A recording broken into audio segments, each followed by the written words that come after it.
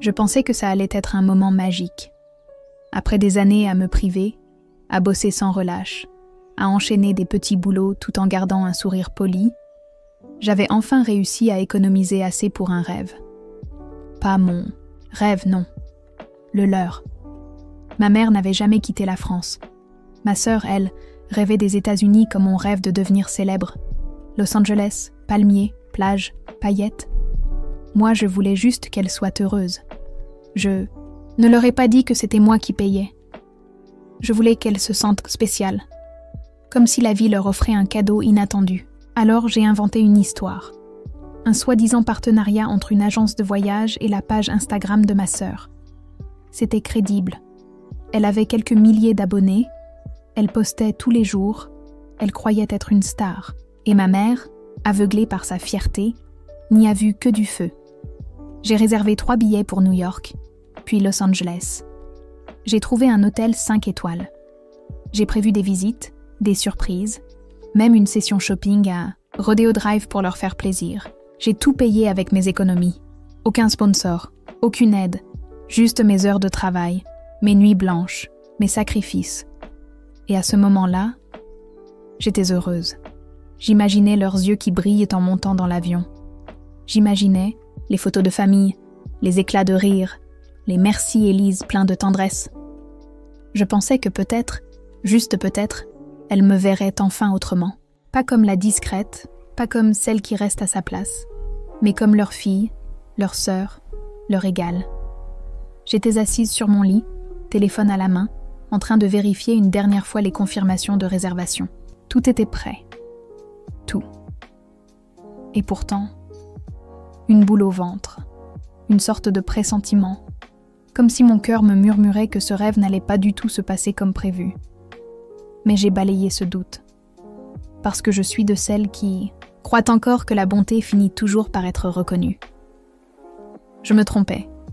Ce que j'ignorais, à ce moment-là, c'est que ce voyage allait marquer une rupture. Pas seulement un changement de décor, non, une rupture familiale, une fracture impossible à recoller. Tout ce que j'avais construit dans l'ombre, tout ce que j'avais offert sans rien attendre, allait être piétiné, moqué, humilié et, le plus douloureux, ce n'était même pas ma sœur, c'était ma propre mère. Mais on y reviendra. Le jour où ma sœur a découvert le voyage, j'ai cru que ma surprise avait fonctionné. Elle a hurlé. Littéralement, elle a sauté sur place, en agitant son téléphone, maquillée comme pour un gala, les yeux brillants d'excitation. « Oh mon Dieu, elle a... Sérieux, c'est pas une blague, j'en reviens pas, c'est grâce à moi, hein? Je le savais. Je savais que mon contenu finirait par payer. Je n'ai même pas eu le temps de parler. Elle avait déjà dégainé son téléphone. Caméra frontale activée, ring light en main. « Hey mes amours, devinez quoi? Je pars pour les États-Unis dans quelques jours grâce à un partenariat incroyable avec une agence de voyage de luxe. Je vous partagerai, tout en story, restez connectés, ça va être iconique. » Et ma mère? Elle l'a regardé avec des étoiles dans les yeux. « Tu vois ma chérie, je t'ai toujours dit que tu étais spéciale. Regarde où ton influence t'amène. Les gens reconnaissent ton talent. » Pas un regard pour moi, pas un mot. Rien. Je me suis forcée à sourire, comme si ça ne me blessait pas. Comme si je n'étais pas celle qui avait tout orchestré, qui s'était ruinée pour ça. J'étais littéralement invisible dans une surprise que j'avais entièrement créée. Mais ça ne s'est pas arrêté là. Chloé a commencé à poser des conditions. Faut qu'on fasse un tri dans nos fringues. On peut pas se pointer à LA, habillée comme en banlieue. Maman, je t'emmène faire du shopping. Élise, je sais pas si t'as des trucs stylés, mais essaie de pas trop jurer. Avec l'hôtel. C'est du 5 étoiles quand même. Et là encore, ma mère n'a rien dit. Pire, elle a approuvé. Elle a raison, Élise. Ce serait bien que tu fasses un effort. C'est pas tous les jours qu'on va dans un endroit aussi classe. Un effort? J'avais payé leurs billets. J'avais réservé les chambres. J'avais prévu un planning entier. Mais tout ce qu'elle voyait, c'était ma silhouette trop discrète, mes vêtements trop simples, ma voix trop calme. pas assez luxueuse pour elle. Et moi, dans tout ça, je me disais, ce n'est pas grave. L'essentiel, c'est qu'elle soit heureuse.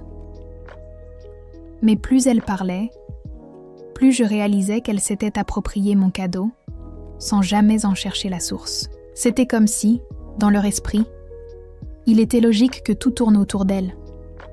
Que moi, je sois juste, une figurante. Et le pire, c'est qu'à ce moment-là, j'ai encore continué à tout cacher. Je leur ai laissé croire que Chloé avait décroché un partenariat. Parce qu'une partie de moi voulait désespérément voir ce voyage réussir. Je ne savais pas encore que j'étais en train de construire leur piédestal, avec mes propres mains. Mais croyez-moi, ça n'allait pas durer. La tension a commencé à monter quelques jours avant le départ. Et pas une tension sourde ou passive. Non, une tension déguisée en petits commentaires acides, en critiques innocentes lancées comme des flèches. Chloé, évidemment, était en mode star. Elle avait préparé une valise énorme, remplie de tenues ultra marquées, toute prête à être shootée dans le bon angle, avec le bon filtre. Elle ne parlait plus que de contenu, stories, reels, hashtags, collaboration possible, sur place. Elle disait que c'était le voyage qui allait faire exploser son compte. Et moi, j'étais déjà épuisée. Mais le pire, c'est que je n'avais encore rien dit. Je n'avais toujours pas avoué que c'était moi qui payais. J'étais coincée dans mon propre mensonge par omission, paralysée par l'idée qu'elle me verrait différemment si elle connaissait la vérité. Et c'est là que la vraie claque est arrivée. On dînait toutes les trois dans la cuisine. Et en plein repas, sans prévenir, ma sœur a lâché ça. Franchement, j'espère qu'on croisera pas trop de pauvres là-bas. Tu sais, les gens qui gâchent le paysage dans les endroits chics, c'est gênant. J'ai relevé la tête, choquée. Je croyais qu'elle plaisantait. Mais elle était sérieuse. Elle a continué. Je veux dire, imagine t'es à Beverly Hills. Et là, t'as des gens en jogging troués qui prennent des photos. Il y a un minimum de classe à avoir. Et ma mère, comme si elle venait d'entendre une évidence divine, a répondu « Tu as raison. Ce voyage, c'est du haut niveau.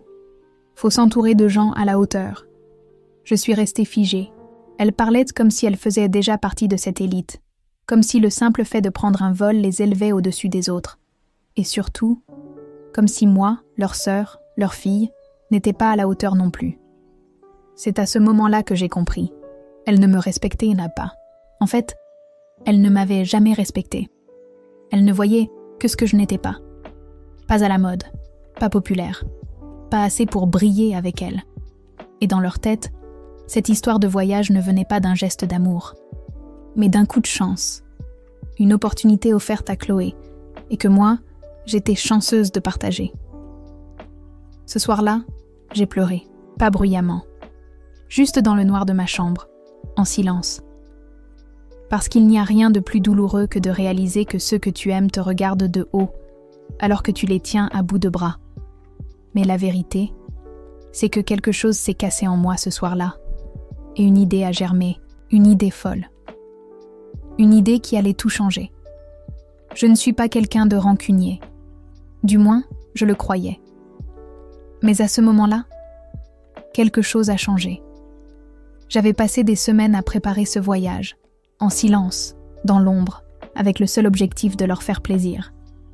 Et maintenant, j'étais là, à écouter ma sœur snober les pauvres, pendant que ma propre mère hochait la tête. Alors oui, une idée m'est venue, une idée que je n'aurais jamais envisagée avant. Et si elle ne partait pas, au début, je me suis trouvée cruelle rien qu'en y pensant. Tu ne peux pas faire ça, Élise. Ce serait mesquin, injuste. Mais plus je repassais les scènes, en boucle, plus je revoyais leurs regards vides, leurs sourires hautains, leurs remarques blessantes. Plus cette idée me semblait logique. Pas comme une vengeance, non. Comme une leçon. Alors j'ai commencé à agir, discrètement. J'ai contacté la compagnie aérienne. J'ai annulé leurs billets. Pas le mien. Juste les leurs. Et j'ai demandé un avoir à mon nom, au cas où. Ensuite, j'ai modifié les réservations d'hôtels. Réduit le nombre de personnes. Changé les noms. Tout était faisable. J'avais fait toutes les démarches moi-même, avec mes propres comptes, mon adresse e-mail, ma carte bancaire. Elle n'avait aucun moyen de vérifier quoi que ce soit. Et pendant ce temps-là, elles continuaient à préparer leur look. Ma sœur postait chaque jour des stories pré-départ, avec des sondages bidons genre Team LA ou Team Miami. Et ma mère, elle l'a même accompagnée chez l'esthéticienne en disant qu'il fallait sublimer l'image de la famille. Ma famille. Je regardais tout ça comme une étrangère, comme si j'étais spectatrice de ma propre vie. Et au fond, j'attendais. J'attendais ce moment fatidique où la vérité allait les frapper en pleine figure. Mais il fallait faire attention, ne rien laisser paraître. Alors je jouais le jeu. J'aidais à plier les vêtements, je validais les choix de chaussures, je souriais même à la caméra quand ma sœur me filmait en mode backstage. Elle m'appelait l'assistante styliste en rigolant. Moi, je souriais, mais à l'intérieur, je préparais le plus grand retournement de situation de leur vie. Je savais que le moment où elles réaliseraient qu'elles n'allaient nulle part allait être inoubliable. Et franchement, j'en avais assez de me faire marcher dessus. Le jour du départ est enfin arrivé. Je n'avais jamais vu ma sœur se lever aussitôt. Elle avait posé 3 réveils. 3. Et elle s'était maquillée comme pour un défilé de mode à 5 heures du matin, en robe moulante beige et valise dorée, à la main. Ma mère, elle, portait un tailleur blanc qu'elle n'avait plus mis depuis son mariage. Même le petit sac à main de luxe qu'elle sortait uniquement pour les grandes occasions était là. Elle rayonnait, littéralement, et moi, j'étais calme, d'une froideur maîtrisée. Tout était prêt. Mon sac était discret, mon passeport rangé, et surtout, j'avais le billet d'avion réel. Pas un rêve, pas une illusion Instagram. Un vrai billet, pour moi seule.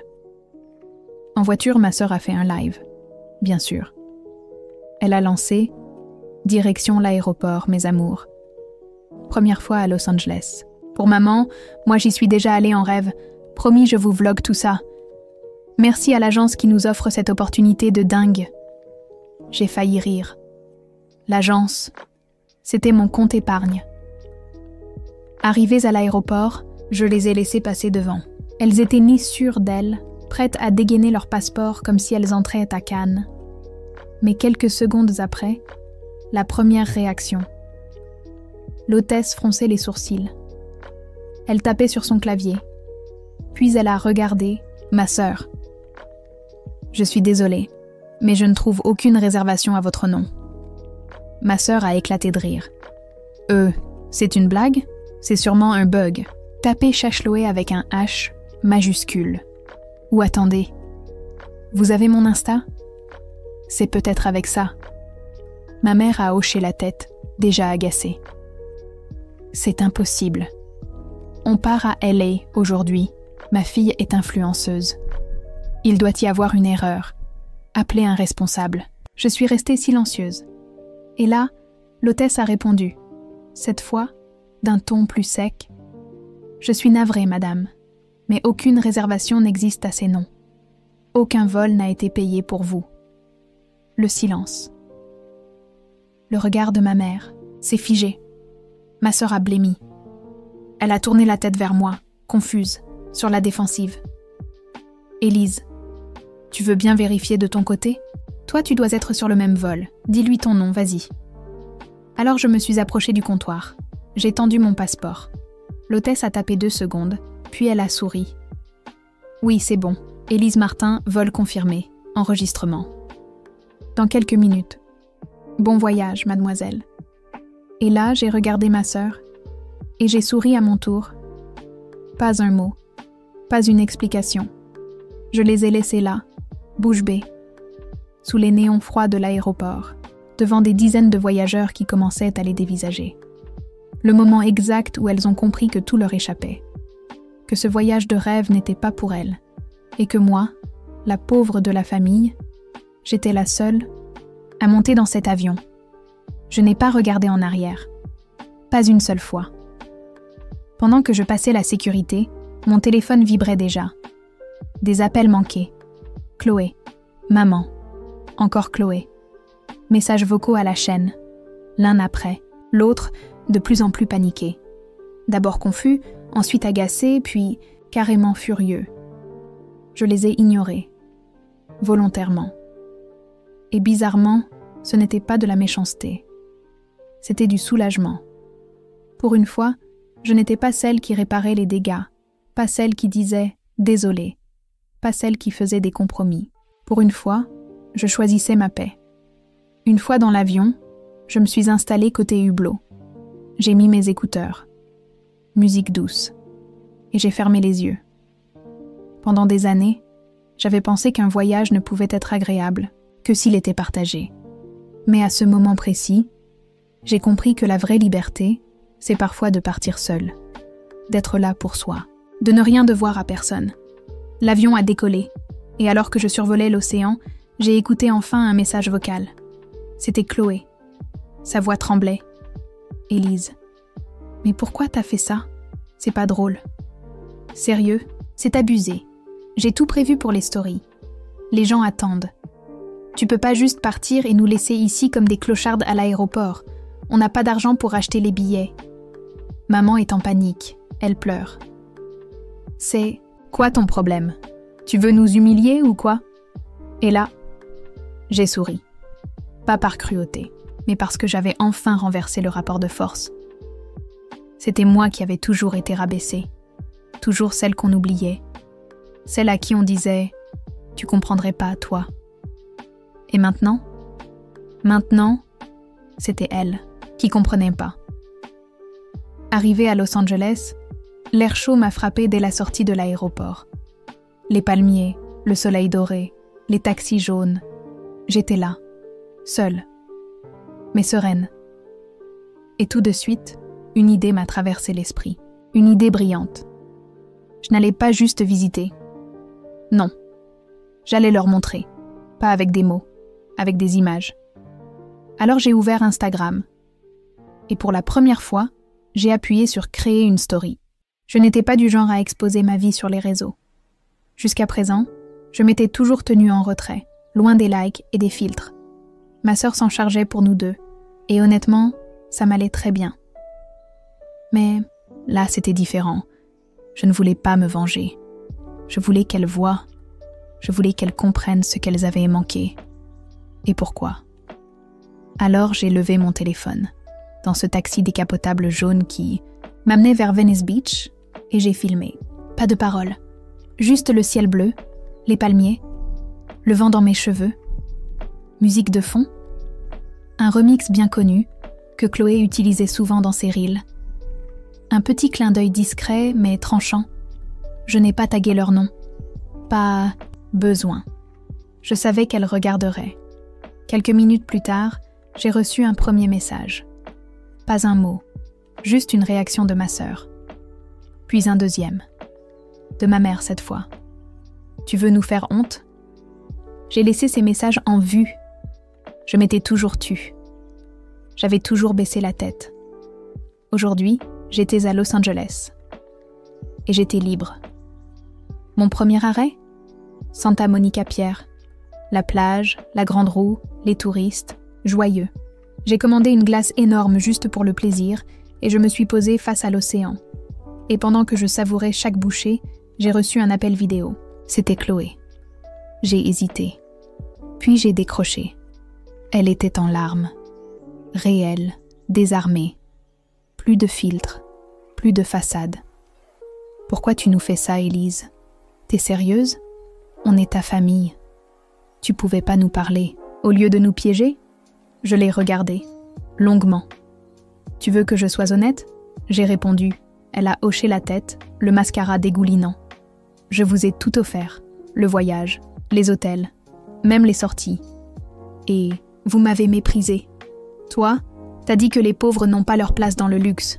Alors je vous ai laissés à votre place. Le silence. Elle n'a rien répondu. Même ma mère, que j'ai brièvement vue derrière, semblait figée. Pas un mot. Et c'était la première fois que je me faisais entendre. J'ai terminé la conversation. Puis j'ai levé mon téléphone et j'ai filmé encore. Pas pour provoquer, mais pour me souvenir. C'était ma revanche. pas une revanche faite de cris ou d'insultes. Non. C'était une revanche faite de lumière, d'indépendance et d'un billet que moi seule avais mérité. J'aurais pu passer ce voyage à me venger, à poster story sur story, à les narguer, à les exposer. Mais très vite, je me suis rendu compte que j'avais mieux à faire. J'étais à Los Angeles, la ville des rêves. Et pour la première fois depuis longtemps, j'avais le droit d'en vivre un rien qu'à moi. Le lendemain, matin, je me suis réveillée dans ma chambre d'hôtel avec vue sur Downtown. Pas un palace, mais un endroit chic, propre, confortable. C'était moi qui l'avais réservé. Avec mon argent. Sans dette. Sans l'aide de personne. Et c'est en sirotant un café sur le balcon que j'ai vu la story de Chloé. Elle avait reposté une photo d'un vol d'un autre influenceur. Caption. Les vrais savent der Travel Queen. Elle faisait semblant d'être à Los Angeles, alors qu'elle était toujours coincée à Paris. J'ai ri.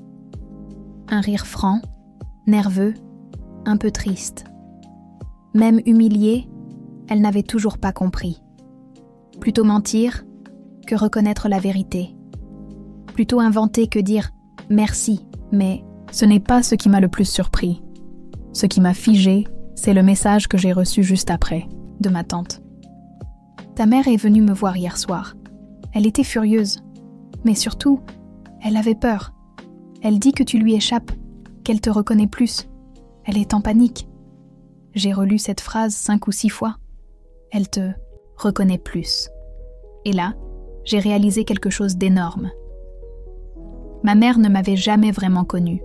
Elle connaissait l'autre Élise, la fille docile, effacée, qui disait oui à tout, qui encaissait les remarques et souriait, malgré tout. Mais elle n'avait jamais rencontré la vraie moi, celle qui savait ce qu'elle valait, celle qui avait trimé en silence pour économiser, pendant que sa sœur claquait des fortunes pour des robes qu'elle portait une seule fois, pour le feed, celle qui avait payé leur billet sans jamais en recevoir la reconnaissance. Et maintenant que je disais non, maintenant que je m'affirmais, ça faisait peur. Mais moi, ça ne me faisait plus peur du tout. Ce jour-là, j'ai décidé de tout faire pour moi. J'ai réservé une excursion à Malibu. J'ai déjeuné face à l'océan avec un groupe de voyageurs solo. Des gens simples, bienveillants, pas là pour juger, juste pour profiter. Et pendant qu'on riait autour d'un feu de camp improvisé, quelqu'un m'a demandé « Tu es venu seul ?» J'ai souri. Ouais. Et franchement, c'est la meilleure décision que j'ai prise depuis des années. Parce qu'en fait, parfois, il faut s'éloigner du bruit pour enfin entendre ce qu'on vaut vraiment. Je pensais que le silence finirait par les calmer. Mais non. Plus je postais des stories de mon voyage, plus les messages devenaient agressifs. Chloé m'envoyait des paragraphes entiers, un mélange de jalousie, de culpabilisation et de menaces, à peine voilées. Et puis, un soir, j'ai reçu une capture d'écran. C'était une publication qu'elle avait faite sur Facebook, visible par toute la famille. Un long texte passif-agressif qui disait, en gros, que certaines personnes étaient ingrates, qu'elles profitaient de l'amour des autres, puis claquèrent la porte pour mieux se donner en spectacle. Et elle avait tagué notre mère, aucune mention directe de moi, mais tout le monde savait. Les commentaires pleuvaient. « Courage, ma belle, t'as un cœur en or. » Il y en a qui ne savent pas reconnaître leur chance. C'est toujours les plus proches qui trahissent. Je lisais tout ça, le cœur lourd. Pas de colère, pas de haine, juste une déception profonde. Parce qu'au fond, je pensais qu'elle finirait là par comprendre, qu'elle reconnaîtrait au moins une partie de ce qu'elle m'avait fait. Mais non, elle préférait manipuler l'histoire, faire de moi la méchante.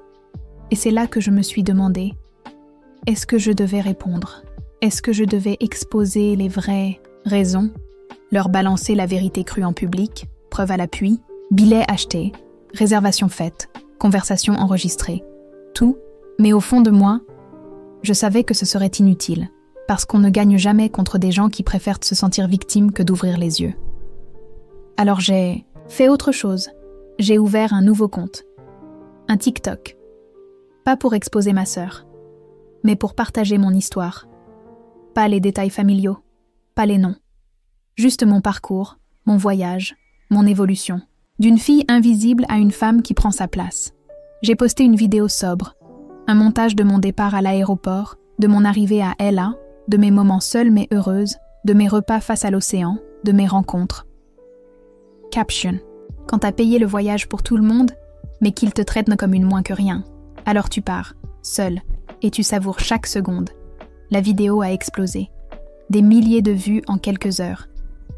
Des commentaires à n'en plus finir. Tu as bien fait. L'argent ne change rien à la toxicité. On est fiers de toi, Queen. T'as pas fui, t'as choisi la paix. Et c'est magnifique. Et pour la première fois, j'ai ressenti un soutien sincère. Pas des gens qui voulaient me contrôler. Pas des proches qui exigeaient. Juste des inconnus qui comprenaient. Et c'est ce soir-là que j'ai réalisé que je n'étais plus seule. Pas parce que j'avais une communauté, mais parce que j'avais, enfin, retrouvé ma voix. Je ne m'attendais pas à ce que cette vidéo explose comme ça. Franchement, au départ, je l'ai publiée juste pour me libérer. Pour poser des mots, pour respirer. Mais les commentaires m'ont porté comme jamais, et c'est là que quelque chose d'inattendu s'est produit. Chloé m'a appelée. Je n'ai pas répondu. Mais elle a insisté. 3 appels, puis un message vocal. La voix tremblante. Moins arrogante. Beaucoup moins.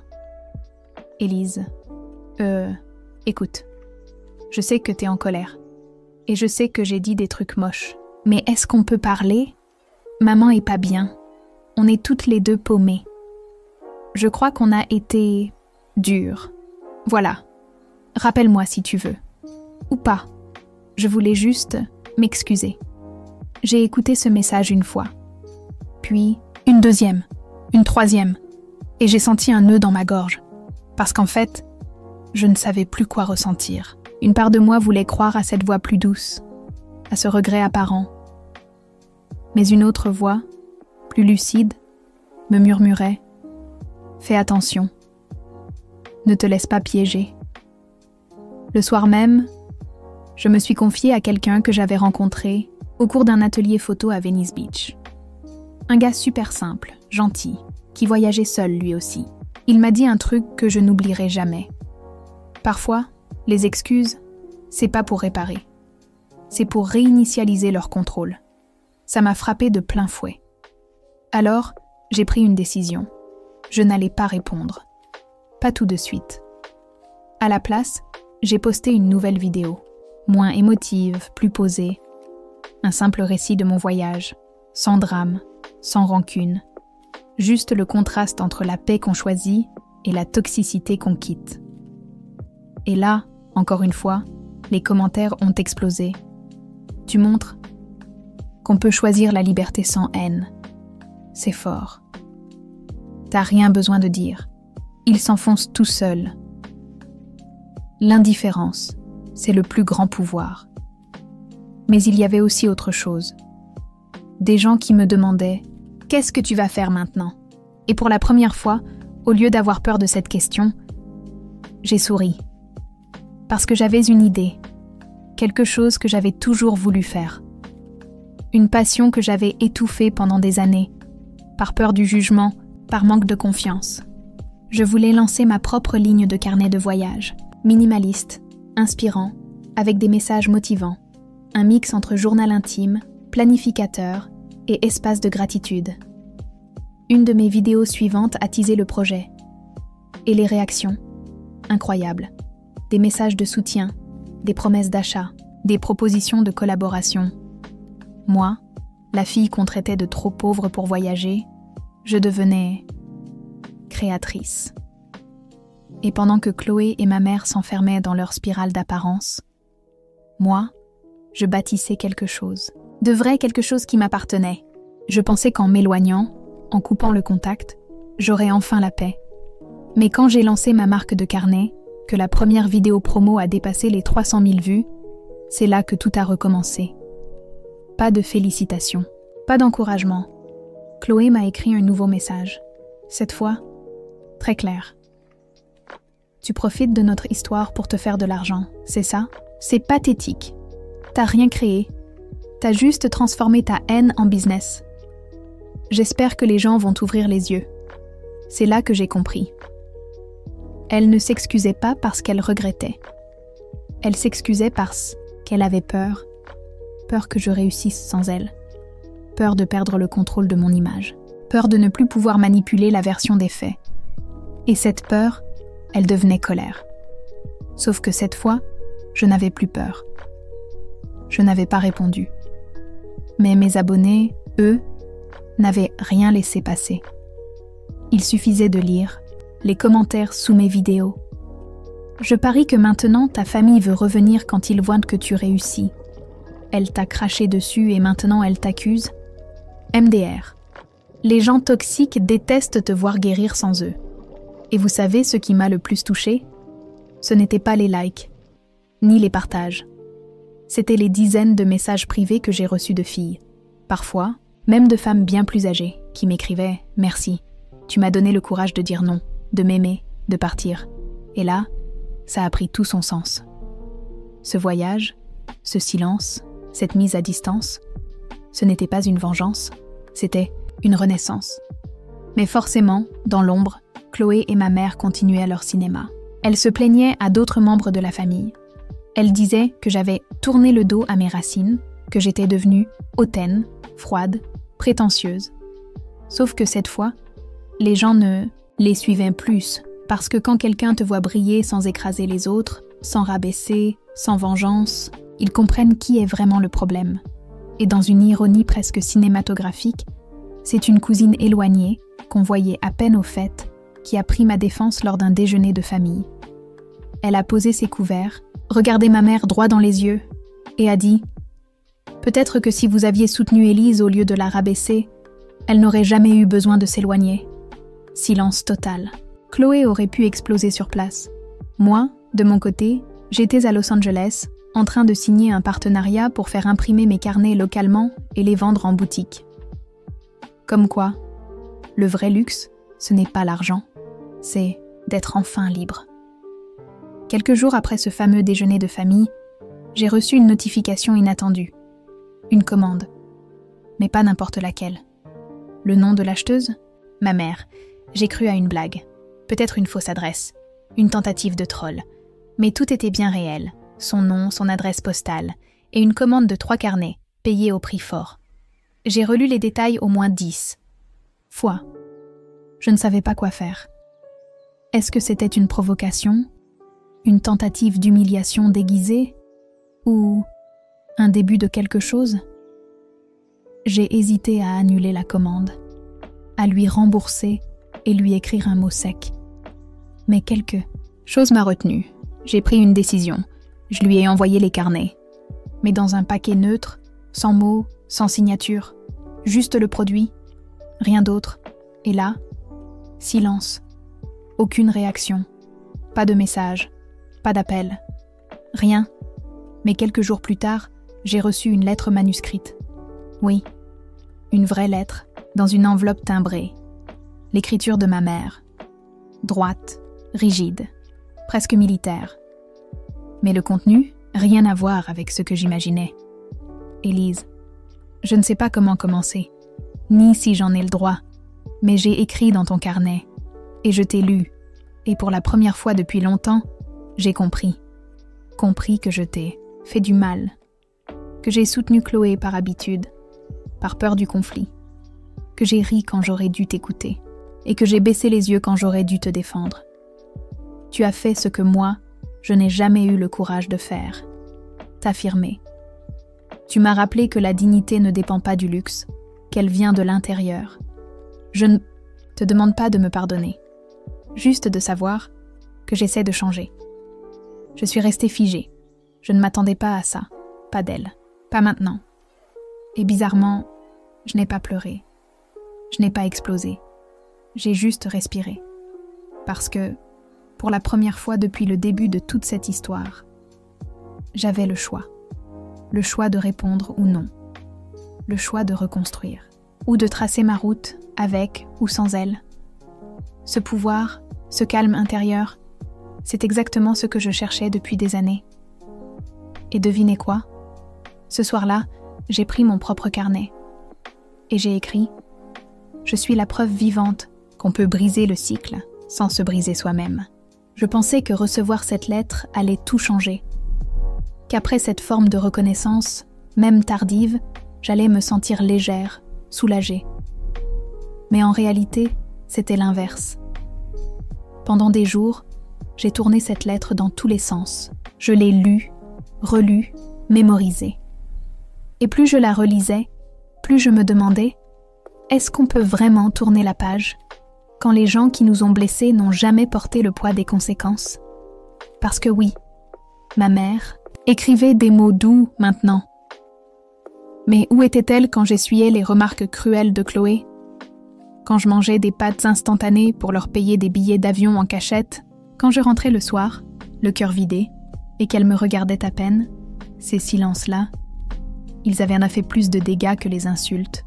Et puis, il y avait Chloé, toujours absente de la discussion.